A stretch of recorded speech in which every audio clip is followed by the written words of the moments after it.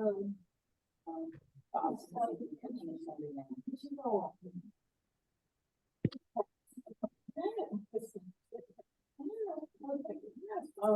we're getting this all together on this actually beautiful day, and we want to thank you all so much for being with us and joining us, and particularly we want to thank Bob Dees for joining us.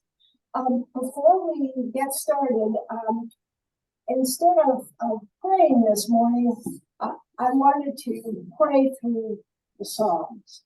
And I opened my Psalms last night. In times of distress and worry, I mean, through 911, the Psalms carried me through and reminded me that this time of distress has been felt in the past. And when I opened my Psalms last night, this is the psalm that I opened to, and I'll just share this with you. We have the psalm that follows later on, but right now, I would just say Psalm 120. In my distress, I cry to the Lord, that he may answer me. Deliver me, O Lord, from lying lips, from a deceitful tongue. What shall be given to you, and what more shall be done to you, you deceitful tongue? O warriors, sharp arrows, with glowing coals of the broom tree.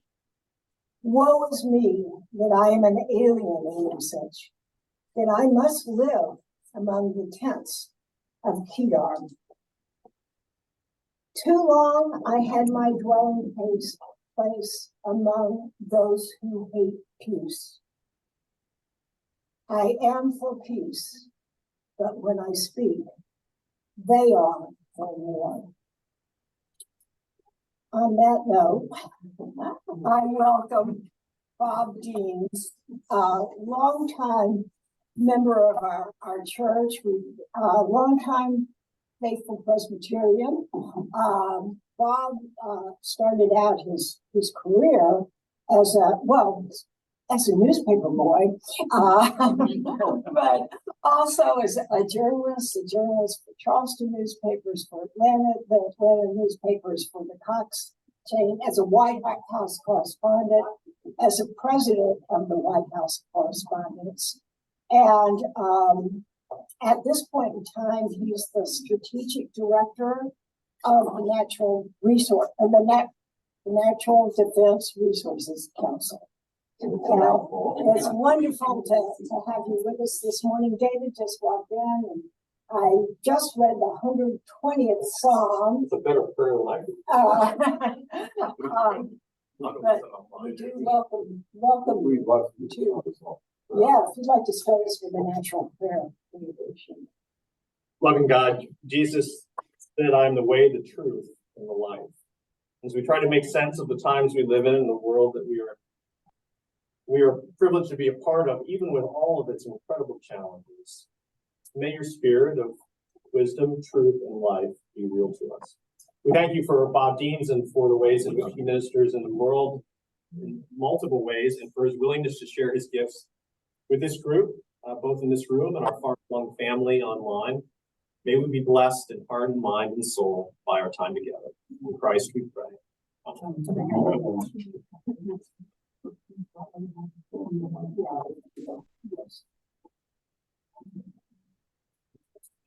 I'm going to set up with the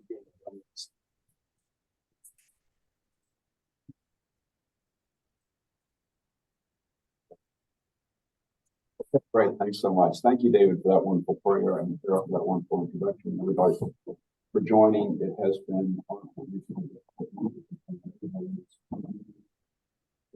And here, your audio is off. Sound is totally messed up. Oh boy. After all that work. No, he's speaking to that microphone. Okay. What's happening? Oh, that's better. We can hear you. That we heard what's happening. Is that better? Okay. All right. Well, I just want to say the one thing that here at Bradley Hills, we try to be a community where people feel safe, with who we are. Nobody has to worry that we're going to be judged for who we are by our people, and we're a family here. And that's really important in times like this. It's good to be here. I'm just going to start quickly by saying that democracy calls on us to do one thing, and that is to hold our leaders to account for what they do or what they fail to do on our behalf. To hold them to account for faithfully representing the aspirations, the values, the interests that we share as people. And we do that by supporting them when they do the right thing and making them pay a price when they don't. And that calls on us to know the difference between the two.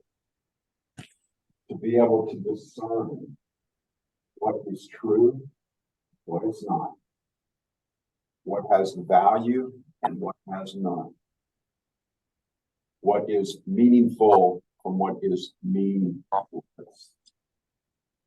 And until we do that, we cannot hold our leaders to account. That is our number one job, our number one task as citizens in a democracy.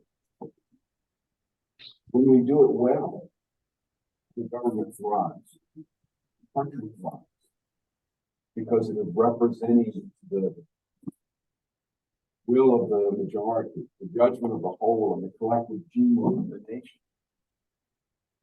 When we fail the country. And if we fail long enough, the country will fail. An inability to discern what matters.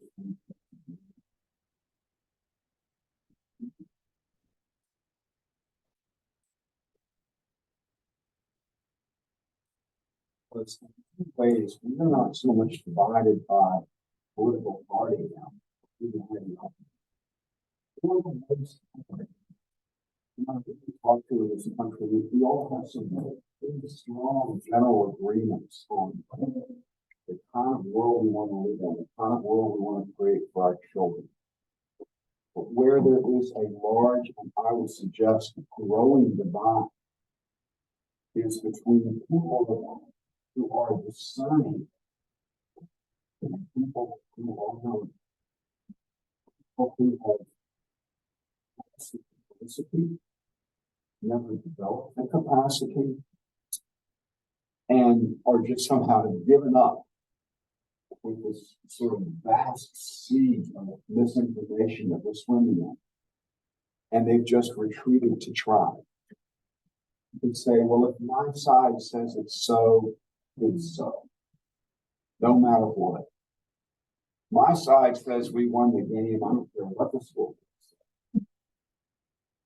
We won the game. We're going home and telling all our friends that we won the game, no matter what. You can't run a democracy like that. And so we're sort of confronted with this issue of, you know, what is and what is not. I think an important way for us to begin is to develop what I call a kind of personal practice of constructive discernment. And I'll confess I didn't realize this, but I was chatting with a friend of mine the other day who mentioned to me that there's a lot actually in the Bible about this. Discernment is a key to our spiritual practice, to the ethical and moral judgments that we make, wise decisions, and to recognize God's teachings and God's will. I want to read you something that Christian writer Mary Fairchild wrote. Discernment in the Bible is the spiritual characteristic of sound judgment for perceiving the difference between right and wrong, good and evil, truth and error. I want that truth and error, and identifying God's will and direction for his people. David has been teaching us lessons from Proverbs.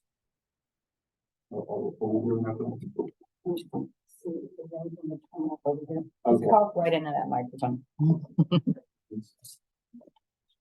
David has been teaching us from Proverbs.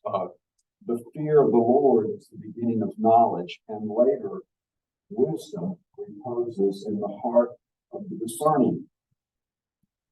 Paul writes from prison to the Philippians, and this is my prayer, that your love may abound more and more in knowledge and depth and insight, so that you may be able to discern what is best, and maybe if you would obey blameless with their price. And of course, our Presbyterian Book of Order that we often do calls on us to practice a ministry of discernment and governance. Interesting connection, explaining that the new way of life to which God calls us is one of deep commitment, discipline, discernment, and growth in faith. Discipline, discernment, and constructive discernment has never been more important than now. In many ways, it's never been more difficult. We are living in the golden age of misinformation, information that is false or misleading, and disinformation, which is information that is designed explicitly to deceive. Misinformation has become a global and existential threat, according to the International Panel on the Information Environment, which was created earlier this year. But last May, this panel wrote this: algorithmic bias, manipulation, and misinformation has become a global and existential threat that exacerbates existing social problems, degrades public life, cripples humanitarian initiatives, and prevents progress on other serious threats. This is how price we're paying for misinformation. The RAND Corporation has identified truth integrity, the dimensioning role of facts and analysis in American public life, as a national security risk. And this is what RAND writes: the line between fact and opinion in public discourse has been eroded, and with it, the public's ability to have arguments and find common ground based in fact.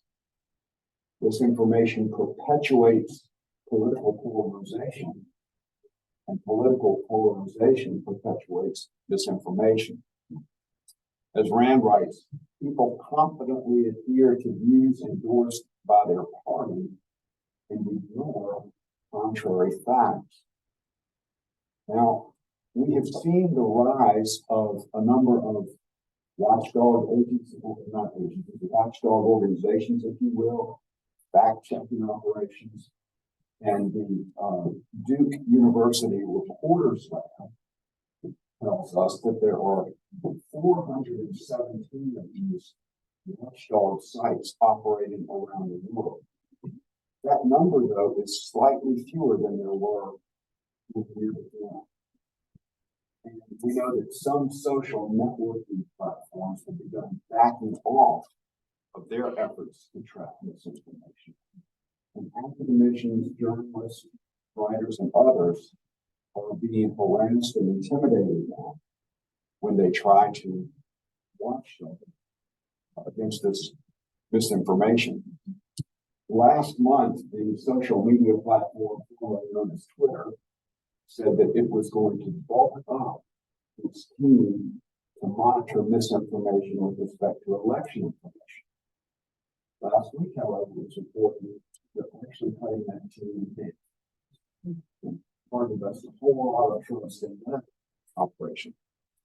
And the New York Times reported just last week this idea that fact checkers are facing harassment and intimidation from right-wing politicians and influencers who fear that the earnest search for truth works against the Republican Party. Well, I don't perfectly get that idea. When you're swimming in a sea of misinformation, it's a little bit like it's not the water in the ocean, it's the boat, it's the water that gets in the boat. So how to keep the water out of the fire? Practicing constructive sun. It starts with the information we take in. It starts with study and reflection. I think about trusted sources. We need to support trusted sources. We have a great newspaper in this city. And a great to tell us the truth. It's not the only source. It's buried in diverse sources. But the Washington Post is a pretty good place to start. The New York Times is a pretty good place to start. Just share with you, and everybody has their own set of trusted sources. As Carol mentioned, I started out in the news business when I was 10 years old, in my hometown paper, Times Dispatch. Of course, I read that on. Really, when you turn your head, people can't hear us. You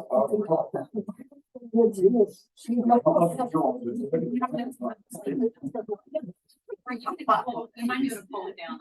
All right, okay. All right, okay. So I get the New York Times and the Washington Post dropped in my yard every day. Okay, now everybody, that's not for everybody, it is for me. In addition, online, I get the Atlanta Constitution, and I read the Charleston paper a fair amount. I get the Richmond paper. I also get online the Wall Street Journal. It's an excellent newspaper. You get rural pages and maps, but the papers are very good.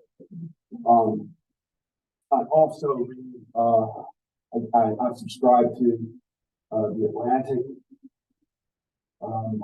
Christianity Today, and Economist. You need to get a diversity of views and perspectives. Good newspapers do not tell you things that are false, but they don't tell you everything you need to know necessarily.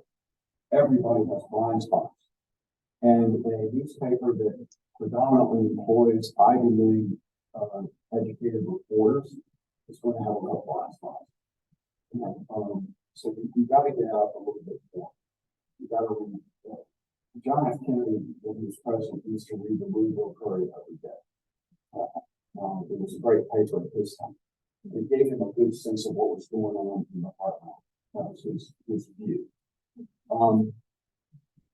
We have a problem, though, in this country, in that we have lost something like 2,500 newspapers just in the past decade. In Virginia alone, Virginia has lost 50 newspapers in the past decade. Most of these are weeklies, and they leave areas with an information desert, a news desert, if you will, where people really don't know what's going on. And so this is a real problem. We have to support trusted sources. That's all I'll say about that. And we also have to share with each other trusted sources and highlight when we have reasons to distrust sources. That's important as well. In addition to studying and reading, we have to listen. We have to listen. We have to listen to each other. And we have to listen carefully to what we're being told. And listen with a critical ear. Don't cynical ear. Cynicism feels more like surrender. That's not what I'm talking about. I'm talking about why is somebody telling you this? Is that information right? Where's the information coming from? Something else. We're still getting messages, so if you can speak a little loud. Okay. Remember, his is probably right. This must be my. We're working with it. Have an excellent voice. You do? I came to Yeah, good idea. I don't know how much you all listen to radio. I love radio. And I had recently read an essay that said something happens to our mind when we're listening. It doesn't happen when we're necessarily watching. And we have the world's fullest experts on this in the room, so I'm not going to follow any further. I'm simply going to say that we don't have a television at home, so we don't have television. All of this to a football game, obviously doing, and I can do it while I'm making my leaves, I'm waxing my car, washing my shoes or whatever. So I'm not totally wasting my time, I'm just wasting part of it. But there's something that's happening in your mind when you have to envision the feel and the play and what's going on. You actually engage when you're sitting back and watching. I do want to say this. Watching television is probably the least efficient way to learn anything because it is a capitalist enterprise and it's meant to titillate and keep us engaged and sell beer and chips and things that pharmaceuticals. I mean, look, I'm looking around the room. Most of us at the point in our life where we already kind of know what it is we want. We don't need to be told. And so we don't need to be told what we want to buy at the grocery store. We've got that figured out. Let's do something better with our time. 20 minutes spent with a good newspaper is going to give you more actual information than 2 hours spent watching television just because of the way the commercialization of it is driven. We have to learn to learn the difference between rhetoric and actual information, advocacy versus journalism. Now, I was a journalist for 30 years. I've been an environmental advocate for 14. And so I've got some experience with the difference between the two. And advocacy, if you're an environmental advocate, I hate to say it, you're on the right side of history. It's not like we're trying to tell people falsehood. We're just trying to tell people the truth in a way they can hear it, understand it, and believe it. And so, but you need to be aware that there's a difference between advocacy and journalism. Now, this used to be pretty simple. It's not anymore because news media has become, in many ways, vast, undifferentiated mass. This has been going on for some time now. But we have to know the difference between the rhetoric and information. Have to be attuned to falsehood, false choices. People say, well, you environmentalists want to take our cars away from us. No, we don't. We want people to have the option of buying an electric car if it works for them. And guess what? General Motors is going to be making only electric cars by 2035. That's a business decision. And so people have the options of doing what they want, but it's a false choice. And people, that's one way that people try to confuse you. It's this or that. No, it's not always this or that. It rarely is this or that. It's this and it's something better than this. So be attuned to false choices. Be attuned to false equivalencies. That's what we see a lot of, false equivalencies. All politicians are lying. No, that's not true. Take the time to figure out who is and who isn't. All media is biased. Nonsense. John Hannity applies a very different standard to truth telling than the Associated Press. And it is a lazy way out to say, well, you can't believe any of them, so I'm just going to believe what my team says. Be attuned to false equivalencies. As a journalist, and even more so as an advocate, I have learned to think about what I call a kind of hierarchy of credibility, if you will. And it's sort of have five points on the spectrum. First off, is it possible? Is it possible? Sometimes you hear claims, and if you know anything at all about the claim being made, you know it's not possible. It is not possible for the Secretary of State to run a pedophile ring out of a pizza parlor in Van Ness. It's not possible. That doesn't have a basement. It doesn't have a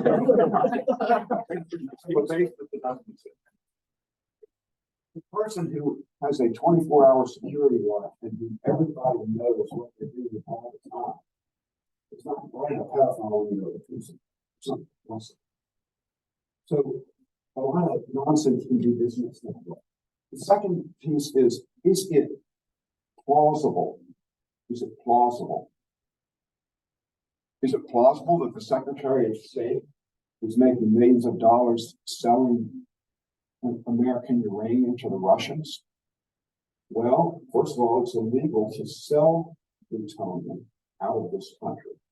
it can be sent out of this country to be processed and then come back in this country under strict control, but it can't be sold by anyone at any time, any place. So it's plausible the Secretary of State could be doing it. So, okay. It's possible, it's plausible. Is it credible? Is it credible? Well, that depends on where I'm getting my information and who's providing it. Where's the evidence? For 4 years, we've been told that as the Vice President of the United States, Joe Biden is making money helping his son with international business transactions, but we haven't seen a shred of evidence despite 4 years of investigation. That tells me something. It tells me I'm still waiting for the information until I hear it. I'm not believing it. So is it credible? Here's what it isn't. Is it authoritative? Am I getting this from an authoritative source? Somebody who knows what they're talking about. Somebody who has no real reason to try to deceive me. Somebody who has an interest in telling the truth. The gold standard, is it unassailable? Is it unassailable? When the National Oceanic and Atmospheric Administration tells me that we have increased the amount of carbon dioxide in the atmosphere 20% in just the past 30 years, and the result of that is that the atmosphere is now holding 50% more heat than it was just 30 years ago, I'm inclined to believe them. When the National Academy of Sciences tells me that climate change is a problem, I'm inclined to believe them. When the people at large Livermore labs, the people who were putting nuclear tips on weapons when the rest of us were learning how to use Tupperware, they tell me it's a problem, I'm inclined to believe that. That's what I call unassailable. Here's what makes it so hard. And I'll close with this and open up to discussion if it's humanly possible. Three main drivers right now of misinformation. We need to be aware of the first, of course, is the availability on this amazing pipeline called the internet. For all of the history of humankind, more than 2 million years, if you will, it has been very difficult to communicate to a mass audience. It has been since Gutenberg 9 centuries ago. It's been very expensive. And we've always been gatekeepers. Editors who protected the person who owned the print for us from libel by making sure that what went to print had a basis in fact. That has all been washed away by the internet. Now we have the primacy of the amateur. Anybody can put anything they want out there, and it's on the rest of us to discern whether it has any value. That puts a lot of responsibility on us. So the internet is number one. Number two, corporate media. Propaganda is powerful. Propaganda works. Capitalism is powerful. Capitalism works. Propaganda for profit is the most powerful engine of persuasion ever devised.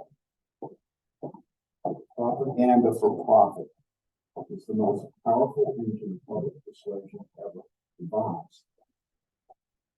When CNN proved a generation ago that there was a market for 24/7 news, once CNN proved that, there was only journalistic integrity that prevented someone from adopting this as a business model.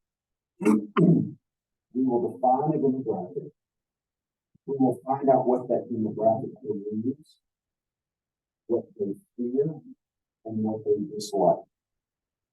Then we will produce a world that assures them that what they believe is threatened by what they fear. And we will then comfort them by defining the world in terms of villains and heroes.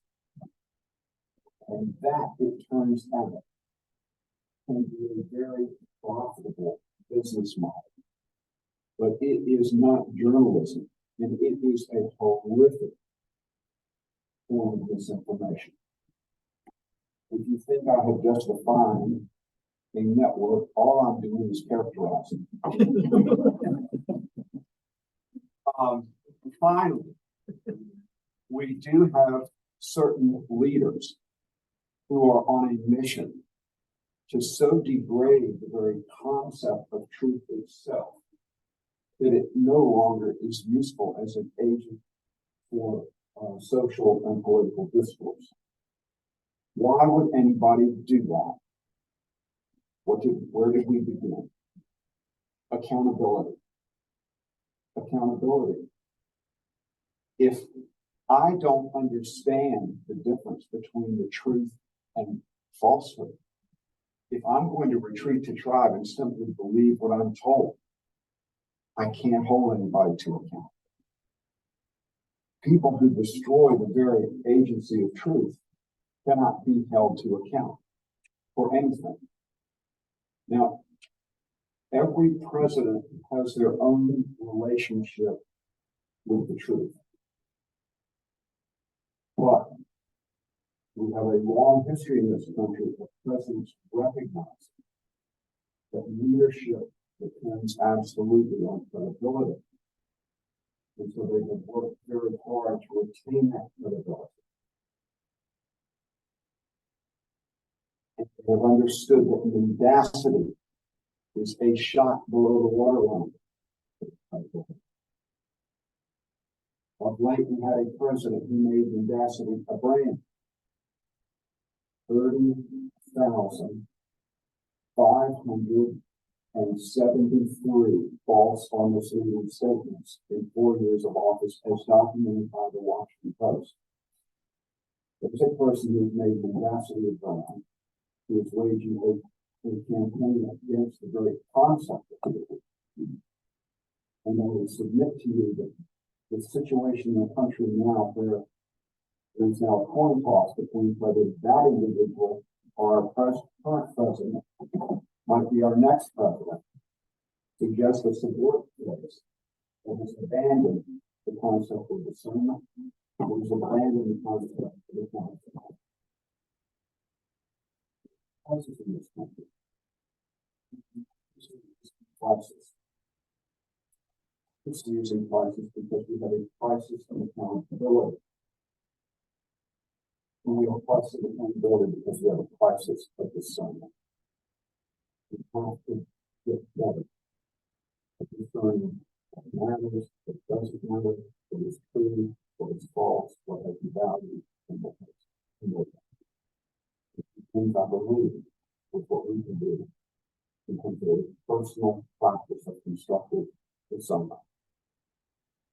Or that will not be taken into account. At this point, if you're watching, you might either raise your hand or put something in the chat, and we can start wherever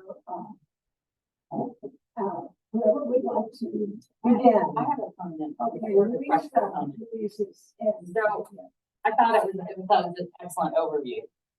But the thing that I keep thinking about is that what's happened, I think, over the last 10 years is Donald Trump tapped into a populace who wanted to believe a different set of facts, and so he fed them a different set of facts. I think that there is a huge problem in this country of people who they don't care whether it's true or not because they want it to be true. And so they don't want to discern because they're like, I think that they are worried about immigration. They're inherently racist. you know, they're worried about too much government spending and too much of US involvement in issues around the world that we shouldn't be involved in. And they don't like they don't want to see a representative body that looks like America. They want to see white people in office, and they will digest anything that is fed to them as long as the people that they want to see in office based on what they look like and what they're, I just don't think, I mean, I think there's just a big problem with people who don't want it, again, don't want to discern because they don't want change. They look back to, you know, the way things were before. And they look back to the good old days of when, you know, it wasn't so great for a big part of the country. And so how do you come up against that? I mean, it's a huge challenge. And I do think it goes back to, I think it's helpful to me sometimes to think we're not so much divided by party, as we are divided by a group of people who will not discern or don't have the capacity or have given up and will actually shut down when you confront right. with facts. And people who are trying to figure out what's the best way forward. And I think you put your finger on the big piece of it, which is that in a society that's going through the kind of change that we're going through, you have a leader who is perpetuating grievance-based politics. If you're unhappy with the way things look from your perspective, it's these people's fault. Get them out of office, I'll fix this. David emphasized that how much he thought it was thinking about the false equivalency. Yeah, I mean, I don't know if you want to say anything more about that. Sure. I mean, the great false equivalencies are, you know, it's the point about this, you know. We have a president who tried to overthrow an election. But what about Benghazi? What about all the emails? Benghazi was investigated more than the assassination of John F. Kennedy, more than the attack on Pearl Harbor, more than anything that's ever happened in the history of this country, and not one shred of malfeasance was ever found. But you can't convince certain people of that. And it may well have been responsible, it was largely responsible, Donald Trump being elected. So the whataboutism, the false equivalencies, you have to push back, and you have to call people to account. You have to call it out. You have to recognize that.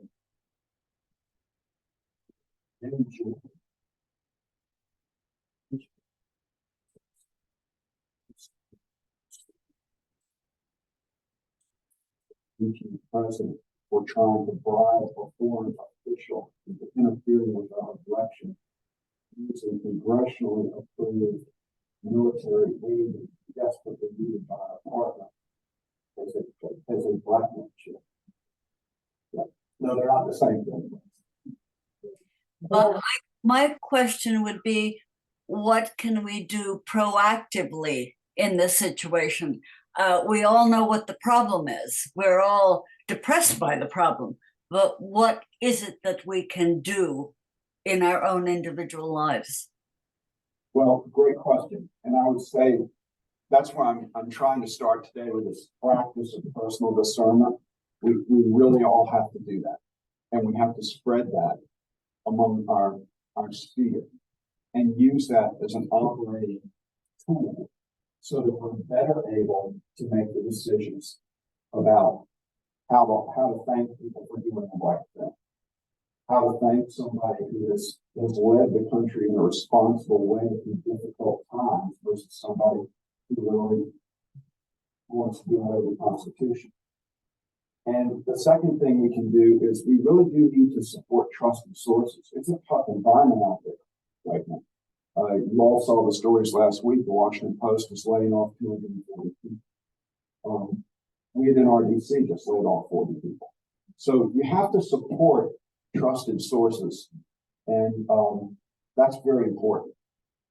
The third piece is there's a way we haven't talked about, which is artificial intelligence, or as might also be referred to as artificial information, is coming at us with a vengeance. It's so fast and so furious that we are not in any way, shape, or form equipped to deal with it.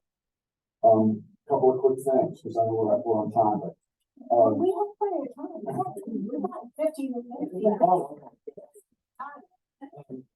This way next week is apparently on artificial intelligence, but keep going. okay, good. Well, this'll Stay with keep us, that Thomas. up. We're working on the technology. Okay, so with the technology as such now, with 3 seconds of your voice,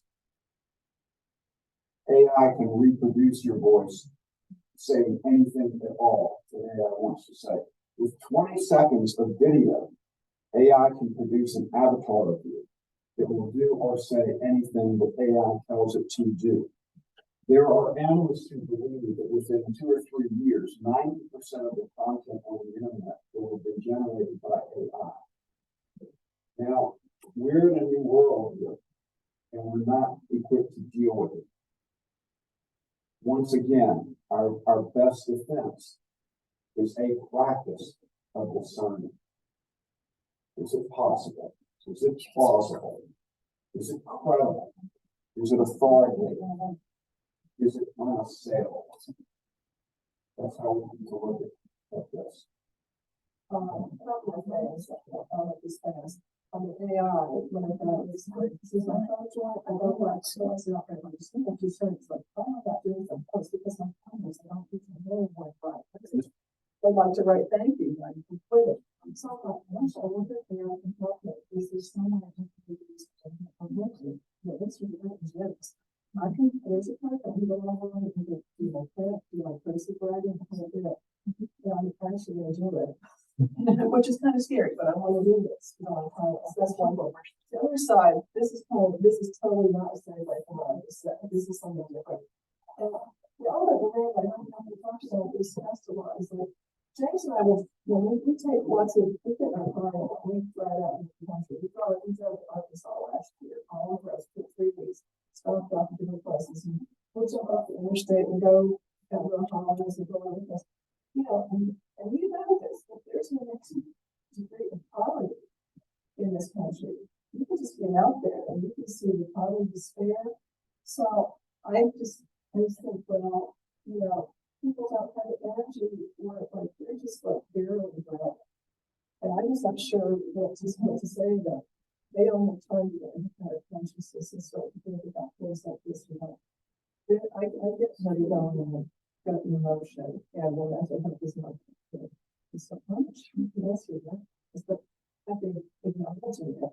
And it just sounds like when you watch television that everything at the time television I watched was like everything's just New York and LA or DC and you know it's coast and nobody really talks about what's going on. Arkansas except that we tend to demonize like people who live in rural places. I don't think, you know, I think it's a nerve for me.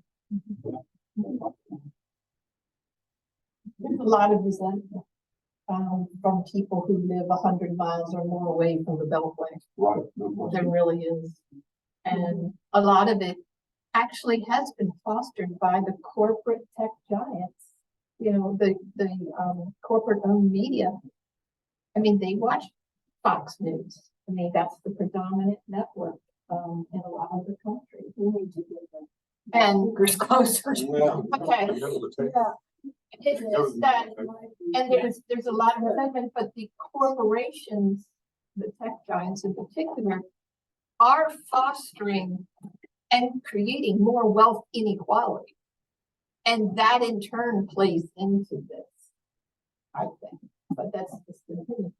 But there's another thought that I have that sure ties into the spirituality of discernment. One of the things that the Bible has taught us is that lies are the work of the ancients believe that are the work of the bad forces of the universe, so to speak. And you know, they call the bad forces of the universe the father of lies. And people who lied were people of the lie. I mean, it was just to them, truth was sacred, or they wanted it to be. And people who did not uphold truth were considered agents of the dark forces.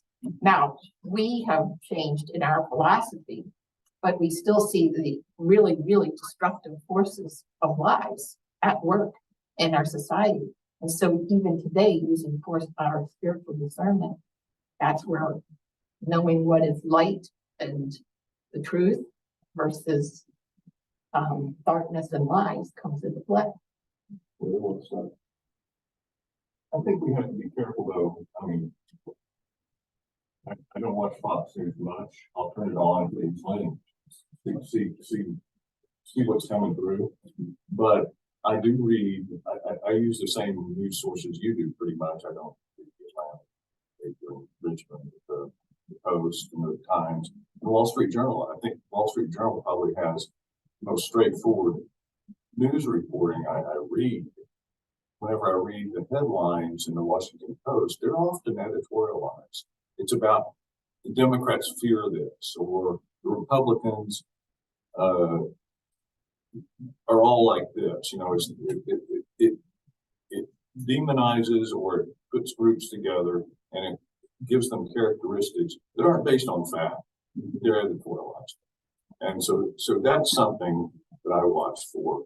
And also, one of the news sources that some people rely on are late night pundits. Yeah.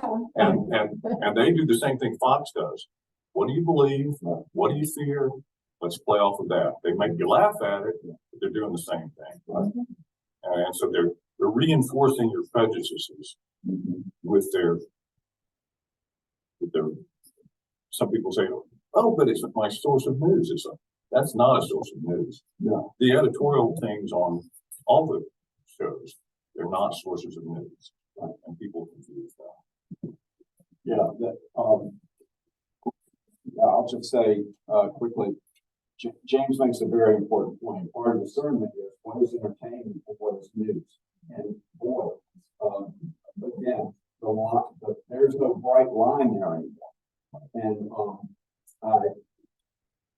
my nephew returned from the deployment in the Marines recently. I went down that's North Carolina, and kind of day he made a comment. He said, you know, when you were a journalist, I feel like news was much more straight. Now it's all about the clips. And I said, well, where are you getting the news? Just long silence.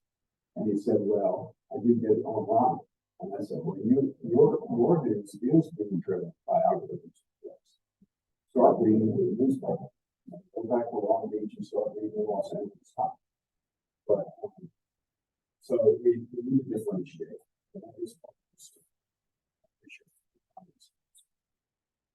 I also just want to point out, like, elections matter and voting matters, and we're all wondering what can we do. We can vote and we can encourage people to vote, and that is, you know, that's what's going to save us. I mean, we have to have responsible people who want to represent us in office. Very well said. True. One of the things we haven't said much about is lack of information and why we aren't being told certain information and what guides that. That comment comes from my son yesterday saying, I wonder what the Arab world is saying about the problems in Gaza. I don't see that in the Washington Post and actually the Wall Street Journal either. So I don't know, I'm not trying to pick on that as a topic, but it's a part of a larger problem. How do you look for information that you're not getting, and why aren't you getting it? That is a really great point and a really important consideration. And I will say this, kind of going back to something Louise was saying earlier, which is many of us grew up in a time when if things were okay for the white middle class, things were okay. And we were not aware in many cases of or concerned much with what was happening for Black people in America or Latinos in America. And in the newspapers that I delivered as a boy, the only time you would see a Black face was when somebody was standing there in handcuffs. And so this is changing. We're hearing more voices. We're getting more Black reporters, Black editorial writers. Our newspapers, our news services have to look more like America, just like our government does. But to your point, the voiceless, the people whose voices we aren't hearing, the information we aren't getting, that hole is important. It's a big, it's not the same as falsehood, but it creates a false impression when we don't understand what is the Arab world, how is the Arab world responding to this. Excellent point. What do you say about the people who are under 30? I don't know anybody in my son's generation who reads any of the news. They click on their phones and they get something in 30 seconds and that's it. That's what they know about Israel or Ukraine, or if they know anything. How do you reach a generation that is getting their news in under 60 seconds? Yeah, it's very difficult. And I think we can work with what we've got with our own families, but it's very hard. My children grew up in a house where they had newspapers all around them all the time. Nobody subscribes to a newspaper. My children don't. So I understand what you're saying. It's a major challenge. I don't have the answer straight up, but I will say this: a society that loses its capacity for discernment is not capable of running a functioning democracy. So we will change the trajectory, or our democracy will fail. It's one or the other. We cannot, you can't build a healthy body on candy bars. We can't run a democracy on 30-second sound bites. It just will not work. And so, this is where we are. So we have to change the trajectory. And right now, I would put to you, managers solve problems, leaders solve the right problems. A great country solves the right problems. One of the most fundamental questions before us right now is, will we in this country be able to restore, renew, and reinvigorate the kind of healthy, fact-based civil discourse that is required to make decisions and run this democracy? Or will we continue on a trajectory that degrades truth and leads ultimately to performative politics, theatrical government, and violence, ultimately perhaps even civil war? Or will we get this straight? Because it's one or the other. And if you think I'm being extreme, you look at what's happened in this country over the past 7 years. Go back to January 6th. Go back to last week. Go back to the last 2 weeks when the House of Representatives is out of business. Look around at our history. Look around at the world. Yeah, sorry. Not sorry. I think we can't be afraid to take it seriously and to speak out.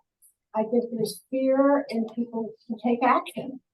And this really is a very important, scary time. And, but it has happened in the past. And those faithful have endured. It hasn't been pleasant, but the Lord has been there. And I think we've got to be faithful and courageous. This is an important time. And you are among the most. But we have time for one or two other questions, if anybody else. Or comments. Our comments at this point in time. We appreciate everybody's patience. We'll be working on the technology as best you can, and to appreciate your wanting to hear. So we'll be open to doing everything that we can.